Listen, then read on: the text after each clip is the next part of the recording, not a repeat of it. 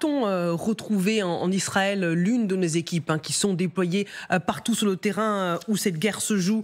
Solène Rioux, vous êtes à Tel Aviv avec Morgan Pope. Merci beaucoup d'avoir patienté. Vous avez écouté nos débats. Justement, Solène, comment cette toute première libération d'otages, on le rappelle, c'est la première, est-elle vécue, perçue en Israël ? Sentiment très partagé en Israël par les familles des otages. Juste un mot tout de même sur l'endroit où on se trouve avec Morgan Pope, un endroit très symbolique. Déjà, la place a été renommée pour l'occasion, place des otages et des disparus. Et regardez cette immense table de Shabbat d'une 50aine de mètres de long, sur laquelle, qui a été dressée par les familles des otages et sur laquelle vous pouvez voir plus de 200 assiettes, plus de 200 verres et plus de 200 sièges vides qui symbolisent la totalité des otages qui sont actuellement détenus par les terroristes du Hamas. 210 très exactement selon le dernier comptage de Tsahal. Alors, pour vous répondre sur le sentiment des familles d'otages, il y a d'abord le soulagement, parce qu'on se dit forcément que si les terroristes du Hamas relâchent des otages une fois, ils peuvent le faire deux fois. Tout de même, ce qu'on nous dit ici, c'est qu'on n'est pas naïf. On sait très bien que si le Hamas relâche des otages, c'est pour faire croire qu'il peut le faire au compte-gouttes et dans un but de ralentir au maximum la potentielle offensive terrestre israélienne. Il y a aussi un autre sentiment, c'est la jalousie. C'est ce que nous ont dit certaines familles. Nous, ce qu'on veut, c'est surtout la libération de nos proches. C'est très bien que ces deux femmes aient été libérées, mais on veut que nos proches à nous et que tous les otages, de manière générale, soient libérés. Et puis, dernier sentiment, l'inquiétude pour les familles israéliennes qui craignent que seuls les otages étrangers et binationaux ne soient libérés dans un premier temps parce que le Hamas n'a aucun intérêt à se mettre à dos le monde entier. Et donc ces familles nous disent en gros ce qu'on craint, c'est que la seule nationalité israélienne ne condamne les Israéliens actuellement détenus dans la bande de Gaza. Et puis un dernier mot juste sur la colère aussi de ces familles d'otages qui reprochent énormément au Premier ministre Benyamin Netanyahou d'avoir autorisé l'aide humanitaire depuis l'Égypte vers la bande de Gaza sans obtenir toutefois en contrepartie la libération de la totalité des otages. Merci beaucoup Solène Rioux pour toutes ces informations avec Morgan Pope en direct de Tel Aviv avec cette table qui est très symbolique, qui a été dressée justement pour qu'on n'oublie pas ces plus de 200 otages identifiés qui sont encore aux mains du Hamas. Rina Bassiste, je vous voyais réagir. Oui, justement, elle avait bien sûr, Solène, tout à fait raison. Et la crainte israélienne, il est double, parce que d'abord, on a la crainte que les grands pays, les Américains, les Français, les autres, ils vont mettre la pression sur Israël pour ralentir, peut-être pas tout de suite, cette opération terrestre. Laissons le temps, peut-être le Hamas sera d'accord de libérer d'autres otages, il faut attendre un petit peu, il ne faut pas oublier.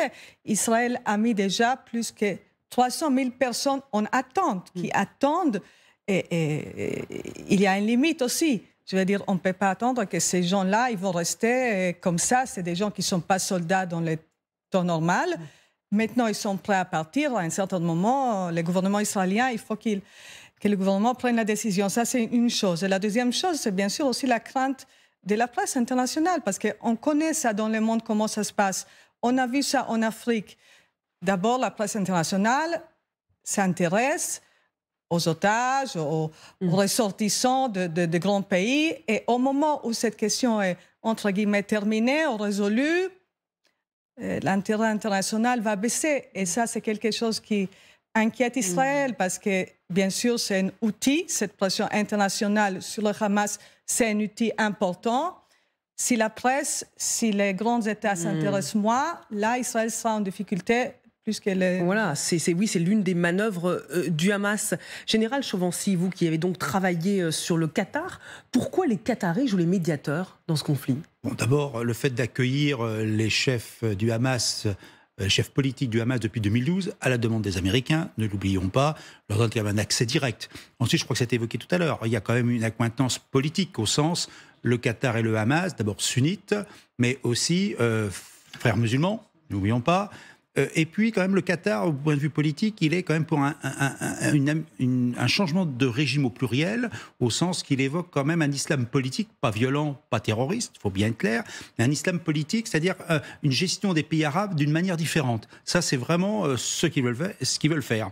Maintenant, la pression qu'ils ont, je pense qu'il y a une base américaine quand même avec 100 avions de combat quand même au Qatar, qui est un moyen de trouver un moyen de discussion avec les Américains pour dire nous sommes chez vous, on vous assure une partie de votre protection. Vous avez aussi un lien direct avec l'Iran. Un lien direct d'abord parce que le Qatar n'a pas trop le choix, hein, c'est 200 000 habitants en gros sur 2 millions d'habitants, les autres sont des expatriés je dirais, ou des migrants sur place qui travaillent. Vous avez quand même le gaz naturel qui est partagé avec l'Iran en termes d'exploitation, qui fait que le Qatar est à la fois en contact permanent avec l'Iran, mais n'a pas non plus la liberté de manœuvre. Et puis finalement, le Qatar a une politique depuis des années d'ouverture sur le monde, parce que c'est un petit pays avec beaucoup d'argent et qui voudrait être beaucoup plus influent qu'il ne l'est par sa superficie et sa population. Donc il y a un rôle, et puis je pense que le cheikh Tamim, qui est au pouvoir aujourd'hui, maintenant depuis 2013, un changement de régime pacifique, ce qui change un petit peu dans ces pays-là quand même, voilà, a une vision, je dirais, pacifiée de relations internationales, mais veut jouer un rôle.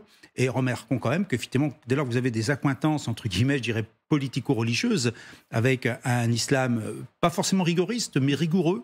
Moi, chez le Qatar, je n'ai pas eu le sentiment de me retrouver dans une prison religieuse. Un lien privilégié avec le Hamas, qui est quand même un mouvement islamique.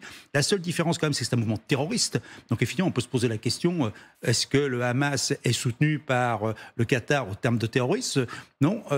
Il l'est indirectement, sans forcément aller dans cette direction-là. C'est tout l'argent qui est déversé, ça a été montré tout à l'heure, sur le Gaza. Mais pourquoi ? Mais parce que, dernier point, le Qatar soutient quand même un État palestinien. C'est peut-être le seul pays arabe qui n'a pas tourné sa veste depuis des années et qui estime que les Palestiniens doivent avoir un État.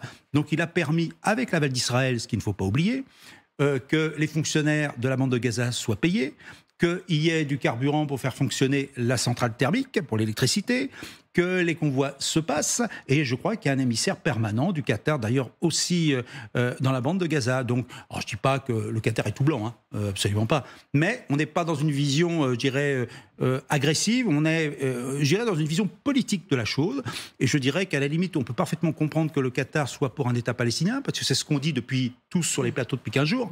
On n'en serait peut-être pas arrivé à cette crise majeure si effectivement l'État palestinien avait existé, et peut-être si l'autorité palestinienne avait pu s'exprimer, y compris à Gaza. Mais d'un autre côté, reconnaissons que géographiquement, avoir un bout de terrain de 350 km² d'un côté et l'État principal à plusieurs centaines de kilomètres, comment voulez-vous gérer un État de cette manière-là ? J'avoue qu'en plus, on a créé une complexité, je dirais, politique et géographique qui fait que je ne vois pas comment un État palestinien avec Gaza, d'un vue très personnel, puisse fonctionner. Et on revient à tous les débats qu'on a sur l'avenir du territoire de Gaza. Est-ce qu'il faut le laisser dans l'État ou pas ? Est-ce qu'il ne faut pas trouver une autre solution ? Est-ce qu'il ne faut pas mettre ça sous une autonomie éventuellement onusienne, entre guillemets ? Peu importe. Mais on voit bien que la difficulté, je dirais, de construction, de gestion d'un État en deux morceaux. Michel Tiasanski.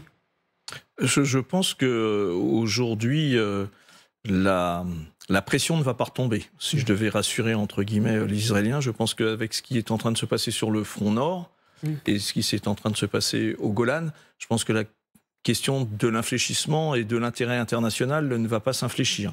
Je pense que aujourd'hui, cet intérêt international, il va rester sous pression parce qu'il y a une tension régionale qui fait un écho mondial. On a quand même des acteurs aujourd'hui qui ne sont pas neutres. On sait de plus en plus, il y a de plus en plus d'informations qui confirment que le fait que la barrière israélienne ait subi une attaque cyber n'est pas neutre et que certainement des accointances russes ne sont pas très loin sur ses capacités à mettre des ressources au moins à disposition. Donc je pense que c'est aujourd'hui... Et puis il y a l'ambiance, je dirais, internationale. Il faut se rendre compte qu'aujourd'hui, quand même, on est dans une ambiance particulière. Ce que moi, je dis à mes étudiants, juste pour corriger, je ne suis pas journaliste, je suis enseignant à l'École supérieure de journalisme de Lille, mais ce n'est pas grave. Mais ce que je me suis mis journaliste, tu sais, spécialiste du Proche-Orient. Ce que je dis à mes étudiants, c'est ceci. Je crois sincèrement qu'aujourd'hui, on a un retour d'une idéologie génocidaire.